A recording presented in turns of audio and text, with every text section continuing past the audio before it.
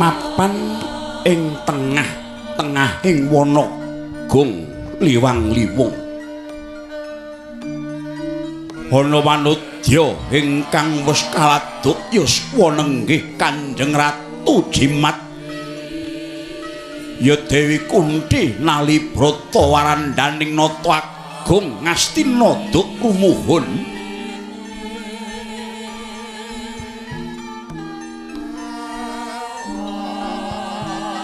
Jumeneng jegrek kaya tugu Sinukarta. Panawanging netra doh kang tinuju kapantok uruting garis Cakrawala.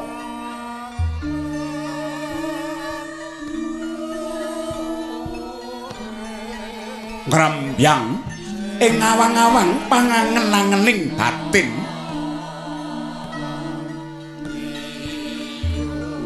Ingkang musik telenginggalih amung lelampan ingkang mus kelakon nenggih para Pandhawa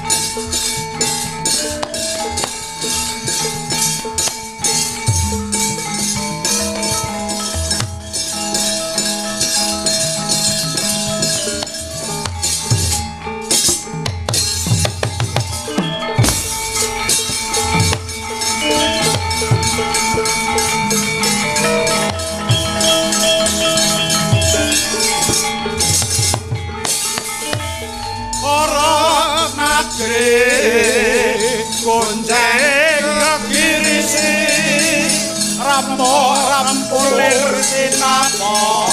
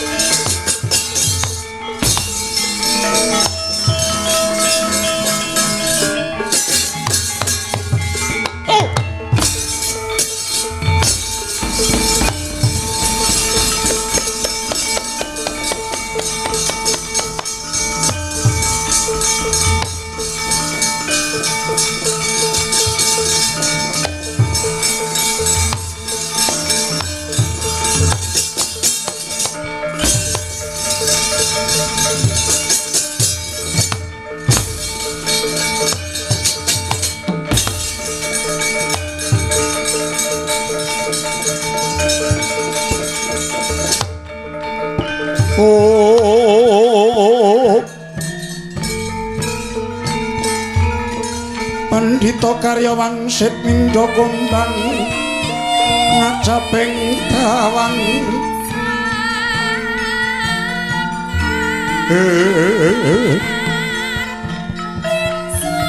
dosa angin ngendi nggone yang kalih kangkung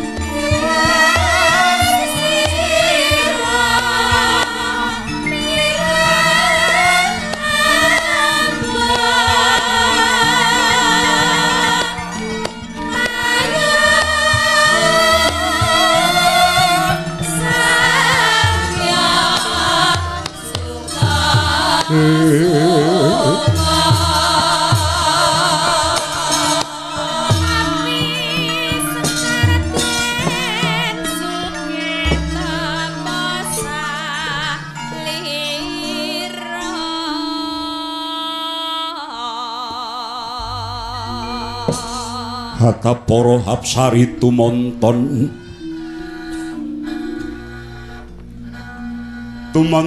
ring Sang Dwija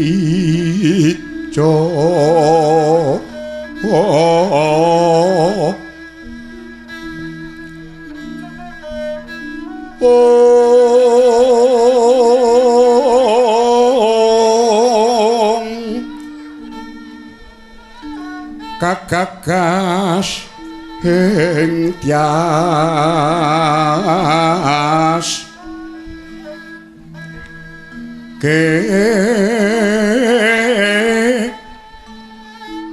oran ing karyanira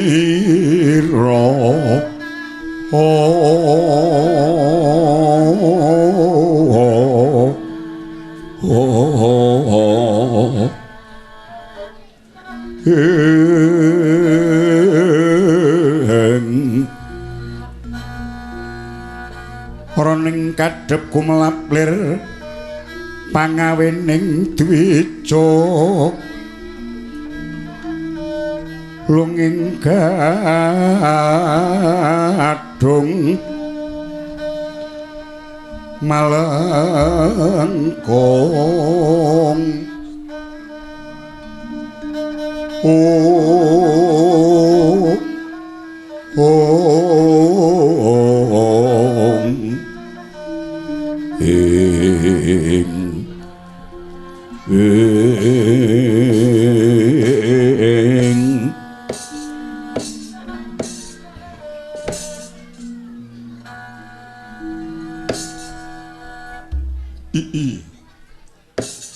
Wong ilahing awik namastu namasidan putraku ngger Kunthi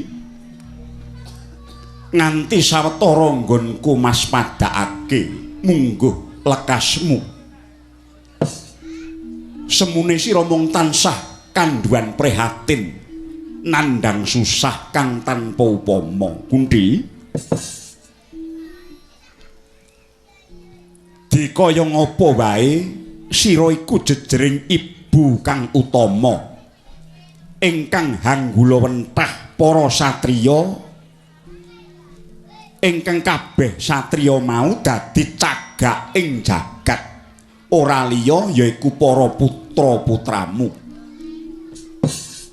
Kunthi pancen bener goreh lan tentreming jagat iki lan utama lan uga angkara murkane menungsa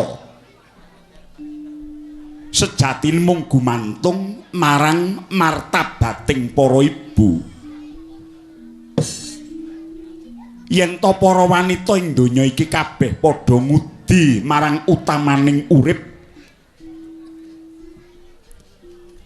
laku prihatin yekti kabeh mau tedhak turune bakal urip rukun lan luhur budine kosok baline yen to para ibu lan wanita mau padha sembrono nggone nandukake cipta rasa karsa lan karyane apa meneh yen to gegulang maksiat ya ing kono tumekaning bilai jagat iki bakal bubrah busah baseh tatanane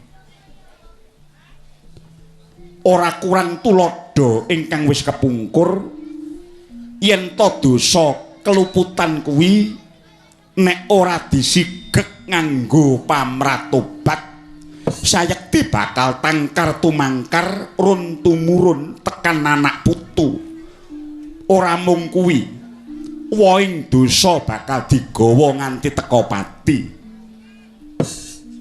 mula rahayu si Pandhu Dewanata dene duwe garwa putri linuhur ingkang jagat tanpa timbang Kunthi tak omah-omahe rembug kang kaya mengkene merga titi mangsa iki putu-putuku para Pandhawa urip ana jroning kasangsaran urip ana jroning penandang wiwit diapusi dening Sata Kurawa nalika semana dijak bojana Ngandrawina mapan ana ing bale gala-gala ingkang nyatane wekasane Pandhawa diobong dening Kurawa ya mung nyatane ora ana ala tumeka ing becik kang maha agung adil sakabehe tujune anut laku ning garangan putih manjing telenging bumi. Sawuse iku Pandhawa nglakoni tapa ngrame tegese tetulung kang tanpa pamrih. Ya nganti titi mangsa iki Pandhawa isih ana jroning penandang mula kang saka iku Kunti beraten sungkawamu iki bakal ana tandha-tandha kabejan tumrap putu-putuku Pandhawa. Bumi gonjeng langit kelap-kelap katon lirkin sanging alis risang maweh gandrung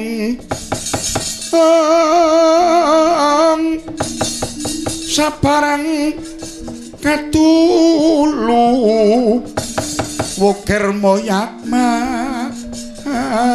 ayek sangking jas baliwur rumawis agandrung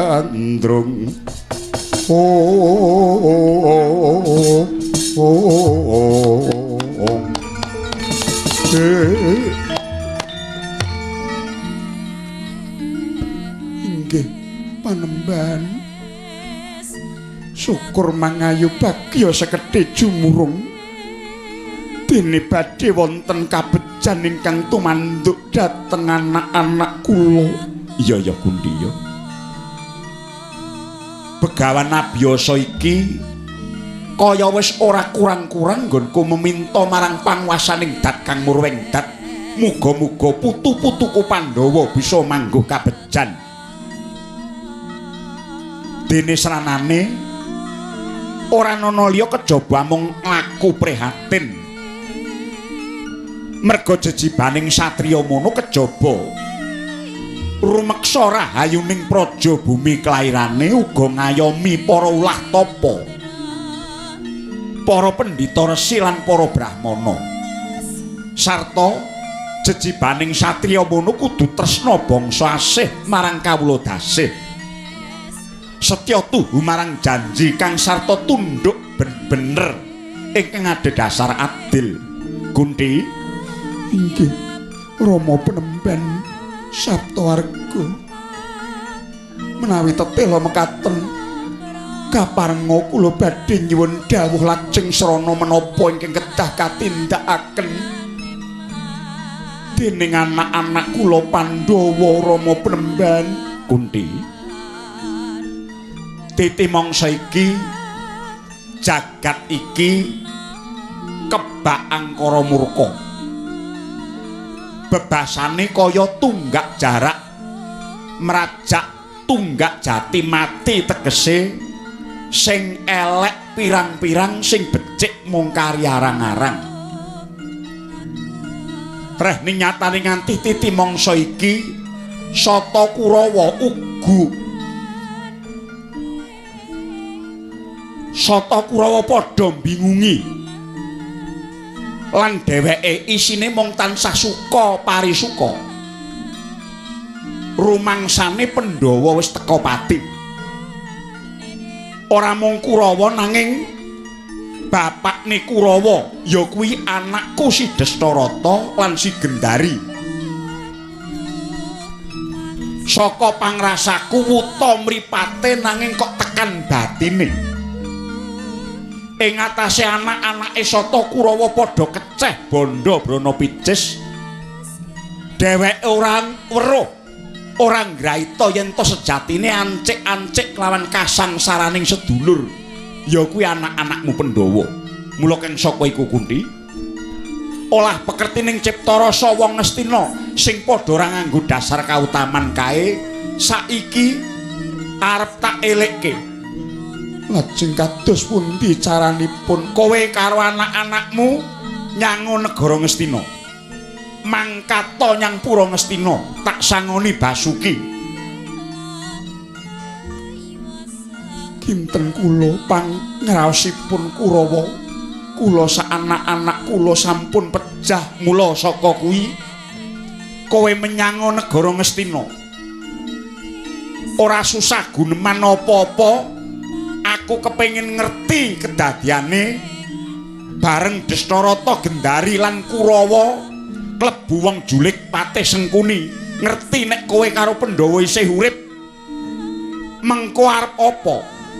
Aku tak weruh mengko arep piye? Mangkata Gundi.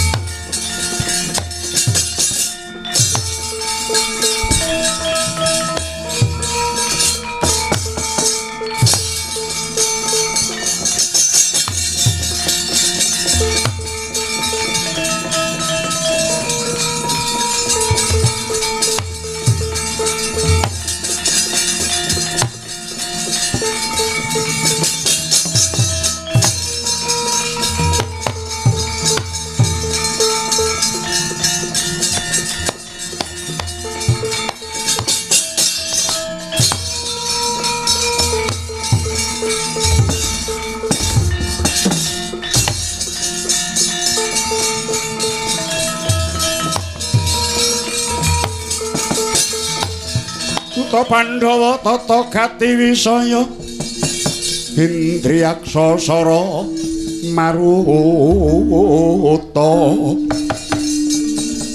pawana bana margana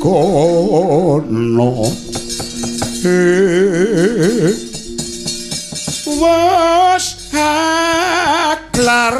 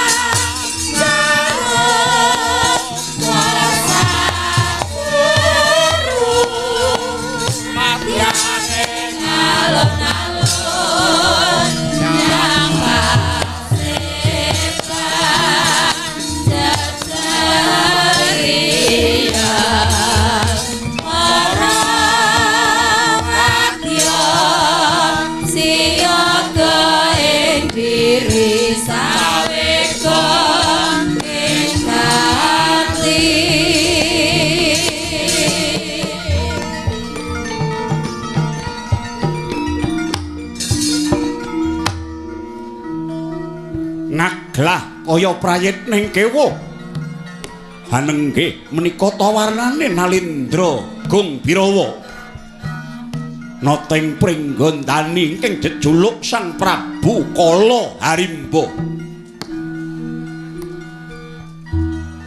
grana mungal kaya cantik prau netra pindha surya kembar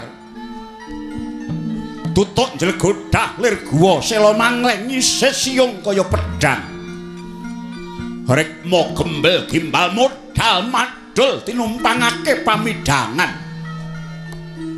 dasar sekti mondro guna jayeng palagan pilih tanding boboting perang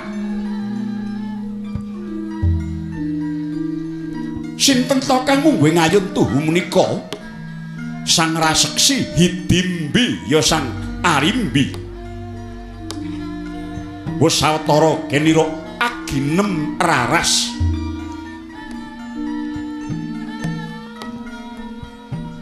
parandening kang rayi sang raseksi harimbi mung tansah anggegonjeng kampuh ira ingkang neraka apa to darunane kang mangkune nglabet ingkang musik telenging batin risang raseksi Harimbi muhung citranira satriya panenggak Pandhawa Raden Bratasena ngungun setahun ingkang raka sang nata muda Prabu Harimba dadi mangkono panglucitaning galih lamun to kawedharing lesan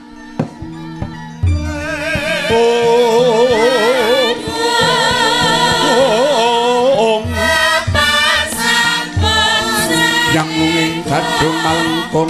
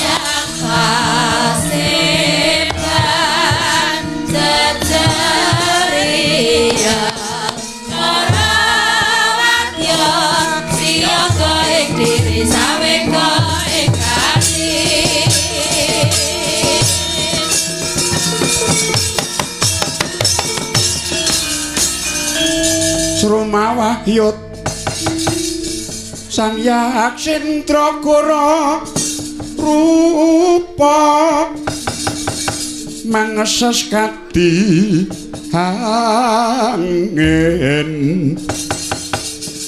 pangsempal kaprapal sila-sila kaplesat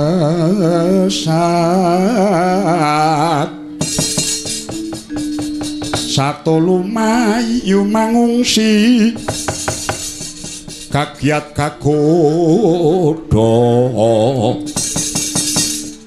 kan jaga-jaga bumi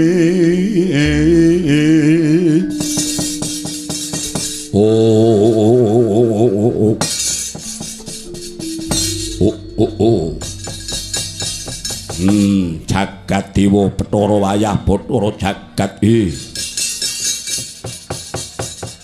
Harimbi saka pangrasaku wis ora kurang-kurang nggonku weh pitutur lan pituduh menyang kowe elinga ya delinga Bratasena kuwi anak ing mungsuh Nadyan to Prabu Pandhu Dewanata wis murut ana ing Kasedan Jati. Tempuk jroning perang pamoksa kelawan Kanjeng Rama Prabu Trembaka biyen kae. Isih gawang-gawang ana ing padoning netraku. Ngestina karo pringgondani perang gegempuran.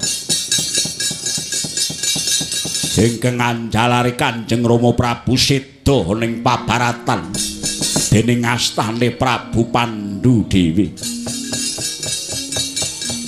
Mongko cetha lamun to Kanjeng Rama iku siswa kinasihe Prabu Pandhu Dewanata. Dewa dene Sang Ratu Ngastina mamak mumuk peningale. Ora eling marang kabecikaning liyan. Wis ngerti kaya ngono lah kok teka kowe arep deku-deku.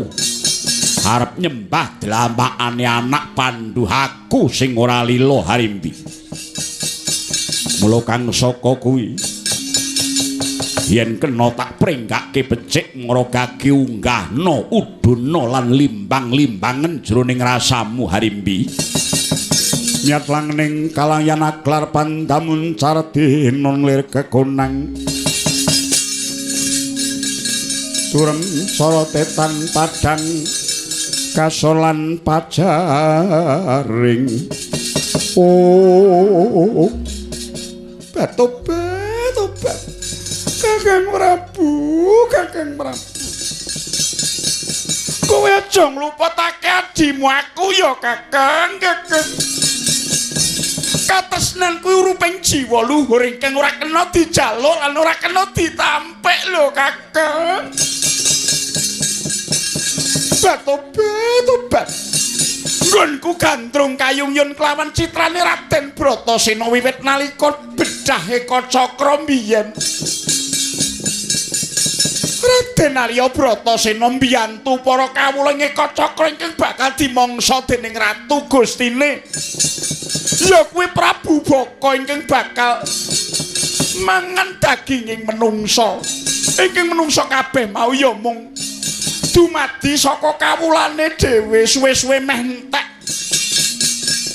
Nalika iku tandang grayang Raden Bratasena bisa kanggo patuladan lho, Kakang. Bareng Prabu Baka wis sirna saka tangane Raden Bratasena tobat. Negara Kacakra smerdika lahir batine kabeh para kawulane padha urip tentrem. Kabeh mau merga saka tandang kridane Raden Bratasena, Kakang. Tobat kejiret terusaning rasa tresna nalika iku. Degane kambil ijo bejane sing duwe bojo. Weh alah. Kok enak deh. Ora gek seneng wong iki. Alah yuyu. Kaya nek diapurmu ki misra apa to. Rupane kaya wewe gidrah. Are seneng karo Raden Bratasena ki sing mbok ganane apa? Alah wong ki sok ngilo. Gandrung karo wong lanang kok bebeki. Seneng karo wong lanang urung karuan diarepi kok ngwetek. Urung karuan kowe ketemu karo Raden Bratasena terus Raden Bratasena gelem karo diapurmu. Alah. Tak tiliki jam 2 wengi urung turu. Jeneng senthong. Karo nembang gubuk asmara. Apa kuwi? Nulis layang. Ora nek sing keterke bareng ati sak umbruk. Elingo ya elingo kae. Dulur kabeh kuwi wong mlewake. Lho, nek aku ora perkara kuwi anake mungsuh ora ning. Wong ki kudu ngilo kaca yang diri pribadine dhewe ngono. Tobat. Upama tak singkirna saka pengangen-angenku ora bisa. Ora bisa, Kakang, ora bisa. Aku wedi marang wewayangan lelakonku iki nek aku ora bisa nyirep. Banjur kepiye bakal kedadeane lelakonku iki, Kakang?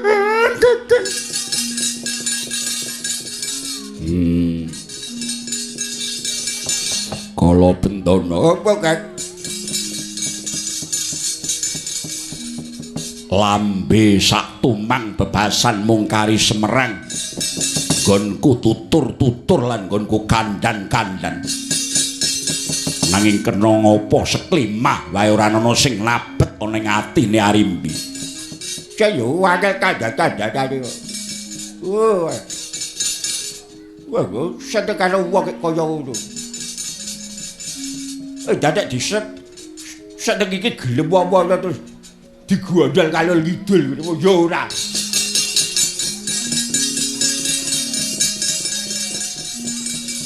Kene ya yu. Wong wedok iki senengi karo wong lanang kudu sak ora-orane tepo ing rasa dana tepo temen tobat rila. Sing jeneng tepo rasa kuwi wong wedok sing duwe rasa tepo ora dreki. Dana tepo kuwi ora dahwen ora srei. Temen tobating rila kuwi wong wedok sing wis lila lair batine wasrahake uripe semendhe karo jidaring pepesthen. Ngono. Alah. Wis rupane ora bejaji. Wong adus warang-warang kok. Arep sedhek karo Bratasena. Awakmu kusi. Payudaramu gegedhen. Ora nek sedhek wis. Adek bulukin to nek kadek sedhek wis. Aku tanggung mesti kowe ditulak karo Raden Bratasena. Nyata laruta saking yudha sang guru kula.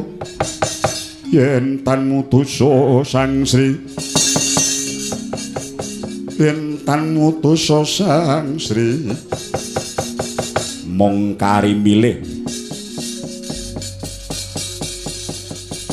Kowe tetep mapan ana ing pringgondani apa kowe tetep nuruti drenging atimu nyedak karo panenggak Pandhawa Arimbi. Kakang Prabu, aku nyuwun pangapura sing gedhe ya Kakang. Lamun to wiwit titi mangsa iki aku kepengin lunga saka pringgondani. Ora liya ya mung kepengin nuruti drenging rasaku nggonku. Kepengin caket kelawan memani ing ati ya kuwi Raden Bratasena Kakang. Hilang-hilangan ndok siji minggat to ya.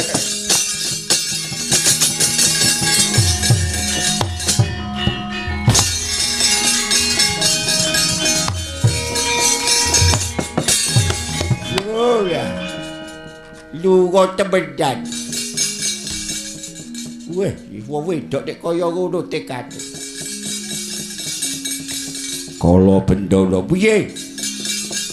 Mbak Yumu kaya ngono kuwi ya. Kuwi jaji apa ku? Kuwi nek pethuk Bratasena terus malah didoni keju ngono terus piye?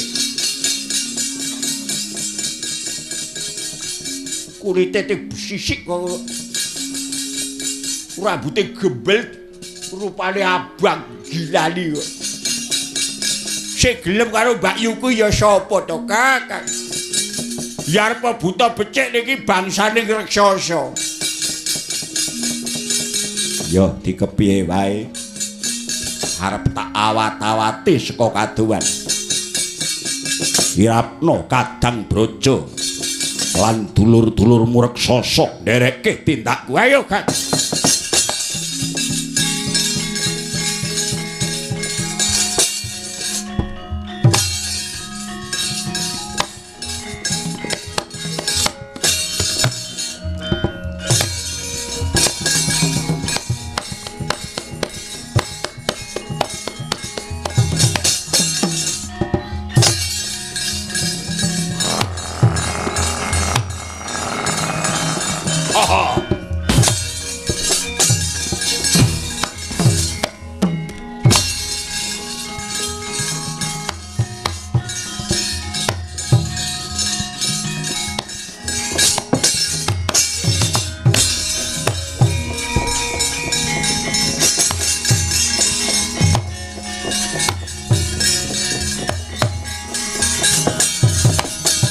Mrih mangsut nariming kalbu budine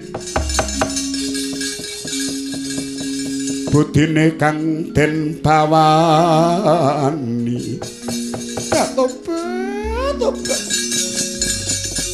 kaya ngene aboting rasa gonku nuruti drenging atiku kecantol lawan wong lanang tobat Raden Bratasena patukono ngendi Raden?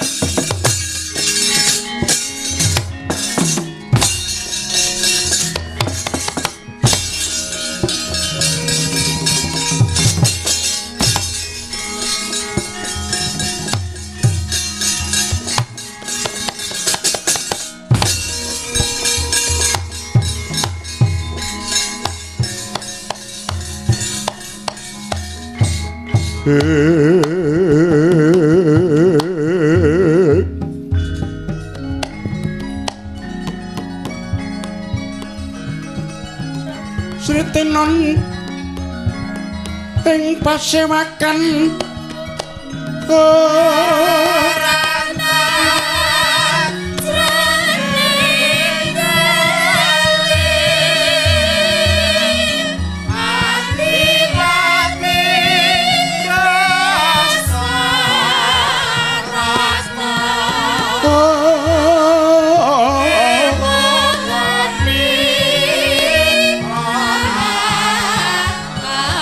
busana sutra maneka warna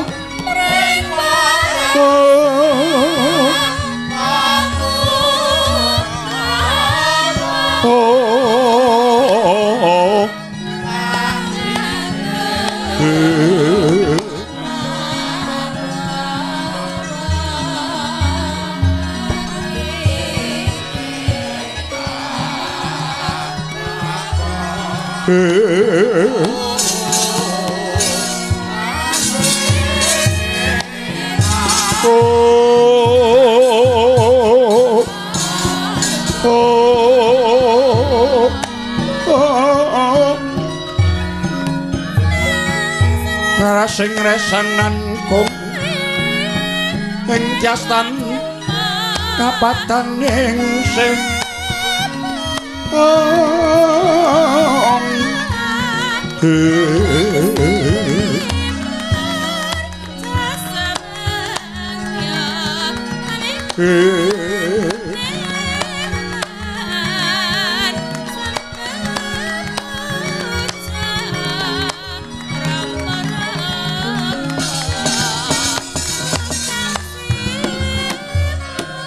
jejagang jero bebeteng kandel sinung gapura hanyakra langit nenggih Purayagung negari Ngastina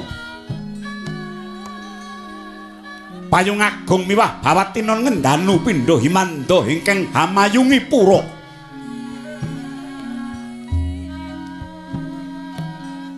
najan negari ageng nanging datan agung praja ingkang ayem saknyatane kirang ayem ing dhuwur samya rame-rame ngandhap ngantu-antu besok kapan padange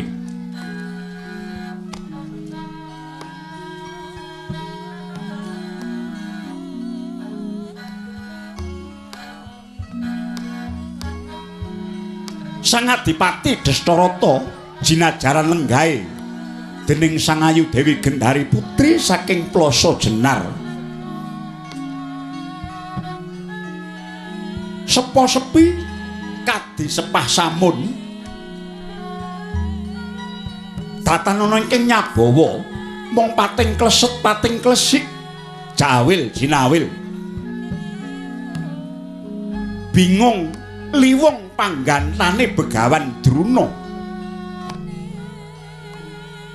anggenira nyuraos saparipurnaning lelampahan jroning bale gala-gala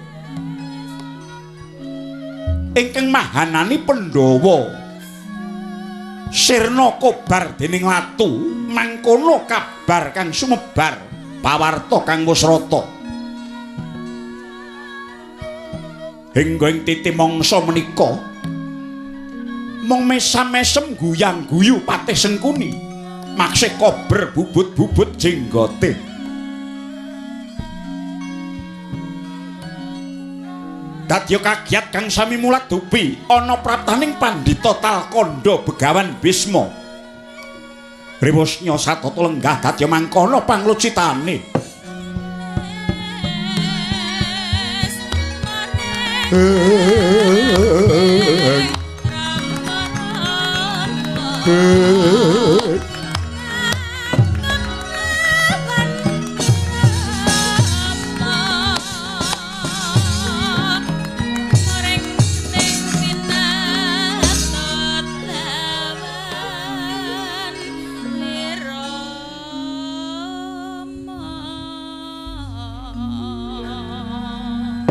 Brijeng nayake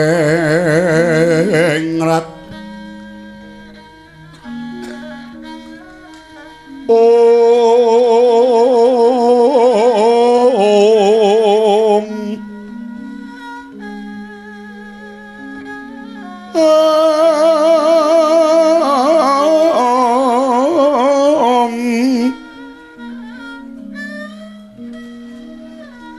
tutengratku Tomo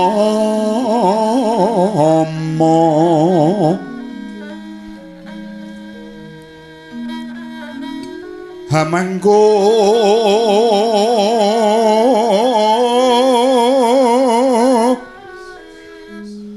manugraheng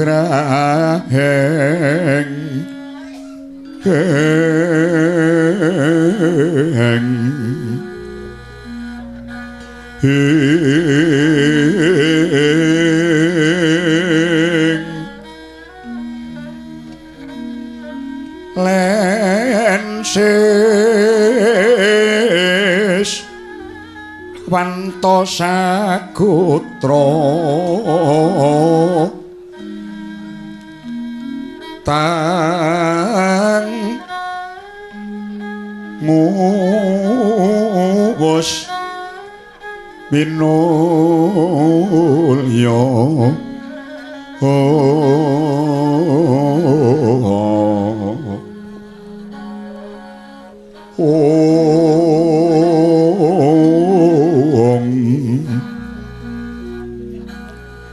tanggus minulya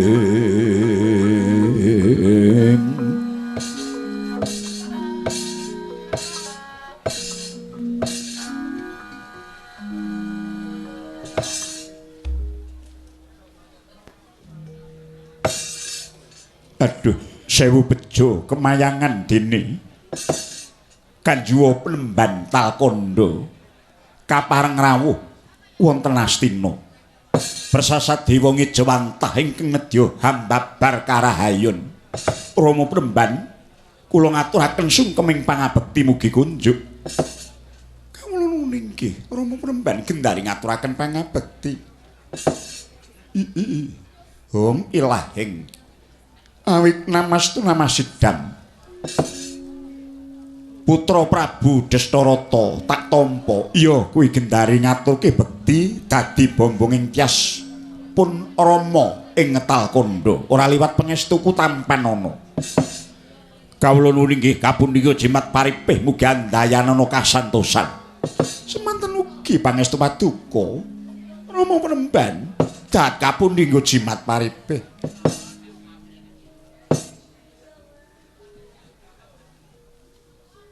aku teka ana praja Ngastina iki kaya dene kebo kang mulih marang kandhang.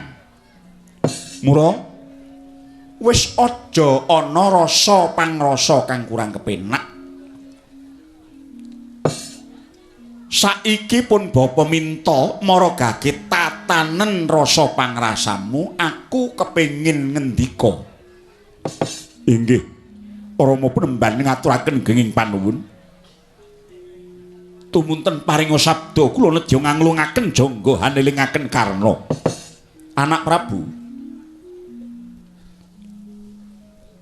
negara Ngastina iki biyen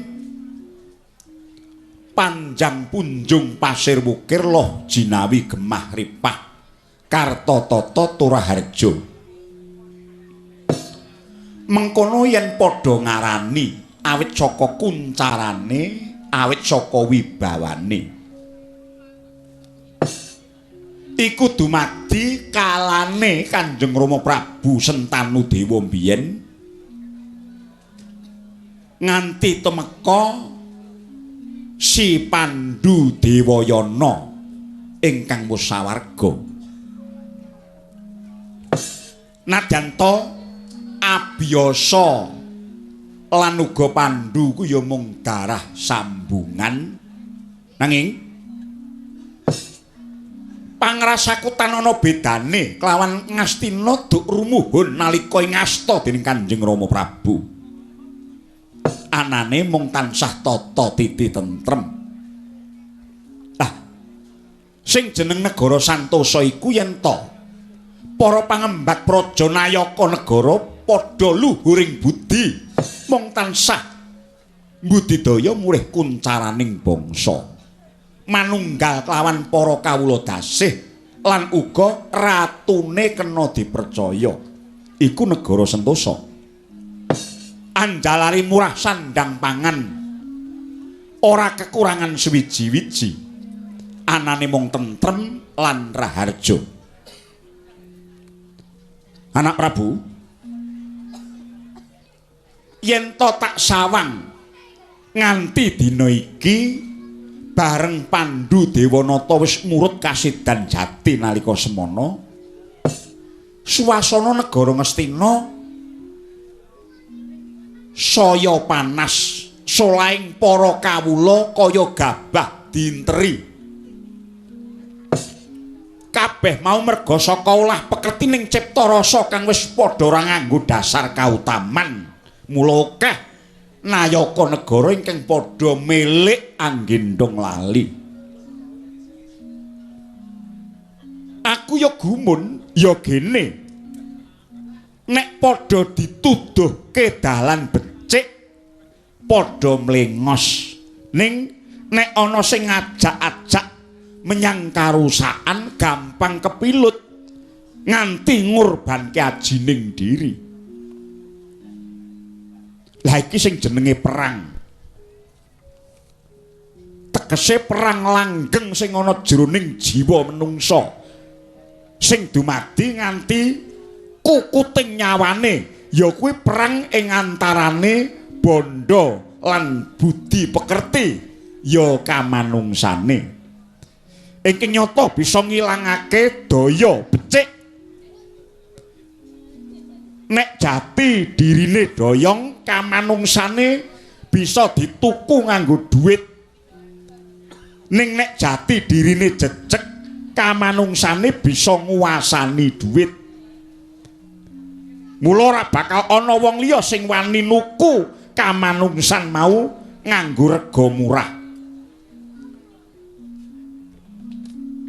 Aku wis guneman kaya ngene iki merga saka jengkel rasaku, mesgul atiku. Wis marambah makaping aku elek-elek karo anak-anakmu Sata Kurawa, nanging mung mlebu kuping tengen metu kuping kiwa, mlebu kuping kiwa metu kuping tengen. Tegese anakmu Sata Kurawa semono akeh kuwi siji wae ora ana sing tau nggugu guneme Begawan Bisma. Malah aku krungu kabar ing atase wong ora genah.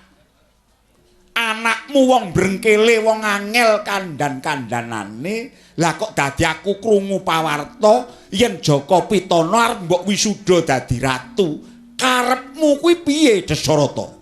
Yang pantara ratri mung cipta pukula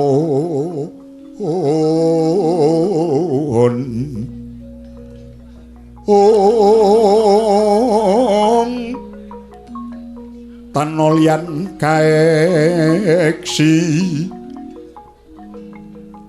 mila katur ingkang cundha manik Om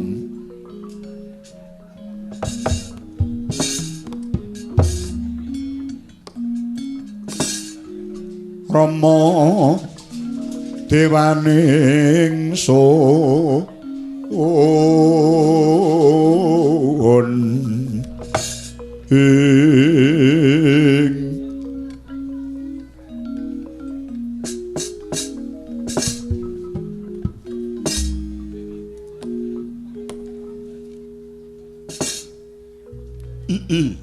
aduh Rama Plemban jimat pangayuman kula iya ngaturaken ageng panuwun labet sesulang dawuh paduka ingkang ngengetaken dhateng kula sak anak bojo kula. Namung kewaladuh Rama Plemban, waleh-waleh menapa wontenipun? Kula kumawantun badhe jumenengaken Nalendra. Wayah paduka inggih anak kula pun Kurupati nggih Jaka Pitana nggih labet. Kula sampun ngrumaosi bilih saya dangu negari Ngastina saya risak nggih labet. Kula piyambak ingkang minangka ratu nandhang Caca Netra mboten saged nyumerapi gumelaring kawontenan. Dasaripun sampun boten wonten ingkang kula tenggo malih. Sinten to ingkang kula tenggo-tenggo boten sanes kejawi namung anak-anak kula Pandhawa. Awit rikala Yayi Prabu Pandhu badhe murut kasedan jati nate meling dhateng kula bilih. Kula dipun titipi bondo ingkang aos piyambak. Pengajinipun inggih menika anak-anak kula para Pandhawa ingkang nalika semanten tasih alit. Duh, Rama Penemban. Inggih labet kula rumaos kidung sotaning raos kula. Nyatanipun Pandhawa sampun pecah wonten majaning bale golo-golo. Dumunten kula ora arik telenging batos kula trimah leres saking dampar keprabon negari Ngastina. Tumunten badhe kula paringaken dhateng anak kula Jagapitana. Oh. Dadi kowe nganggo dasar kuwi. Inggih Rama Penemban. Gusik.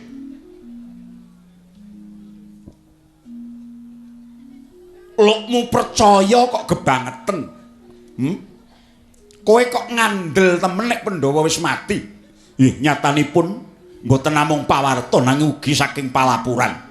Sing kandha sapa? Sing matur sapa wonge? Mboten sanes kejawi namung sederek kula ipe nggih menika kadang kula Yayi Harya Sengkuni nggih Harya Suman. Oh, Sengkuni. Inggih Rama Penemban. Ya apik kowe apik.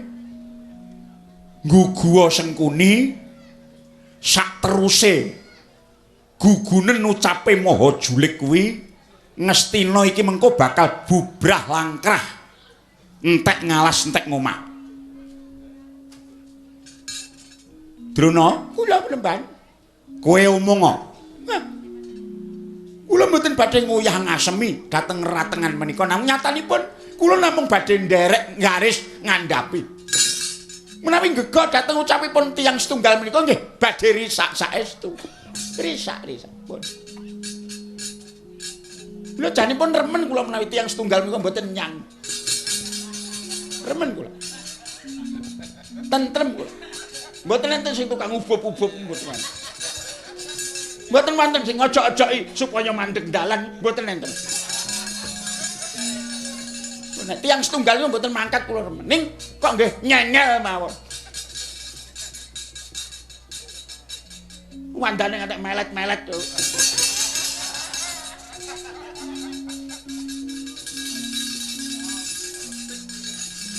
Pawarta pancen Byawara sampun sumebar bilih nyatanipun Pandhawa pecah. Wonten ing Kitha Pramanapati, wonten ing Bale Gala-gala. Niku pancen sedaya tiyang Ngastina dipun paringi pangertosan ing kados mekaten menika. Lah, menawi saking pemangging Begawan Drona kula pitaya bilih sejatosipun boten wonten ala tumawing becik. Ingkang Maha Agung menika adil samukawisipun. Yen ngono kowe percaya yen Pandhawa isih urip. Tasih gesang. Nate nalika malem Sukramanca Warna. Kula semedi wonten ing Sanggar Palanggatan wonten ing Sukalima.